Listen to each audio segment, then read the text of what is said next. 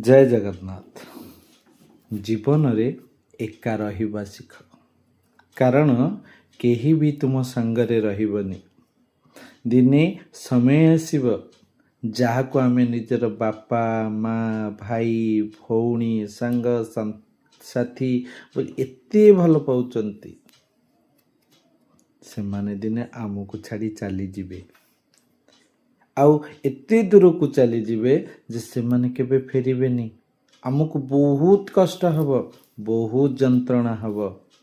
ଆମେ ଏଇ ଯେଉଁ ଶରୀର ଧରିଛନ୍ତି ନା, ଯେଉଁ ଚେହେରାକୁ ଏତେ ସୁନ୍ଦର ଭାବରେ ସଜେଇ ହେଉଛନ୍ତି, ଭଲ ଡ୍ରେସ୍ ପିନ୍ଧୁଛନ୍ତି, ତା'ର ଯତ୍ନ ନେଉଛନ୍ତି, ସିଏ ବି ଆମର ନୁହେଁ। ସିଏ ବି ସମୟ ଅନୁସାରେ ପରିବର୍ତ୍ତନ ହେଇଯିବ। ତେଣୁ ଜୀବନରେ ସବୁ ସମୟରେ ତୁମେ ଏକା ରହିବ। ତେଣୁ ଏବେଠାରୁ ଏକା ରହିବା ଶିଖ। ଜୟ ଜଗନ୍ନାଥ।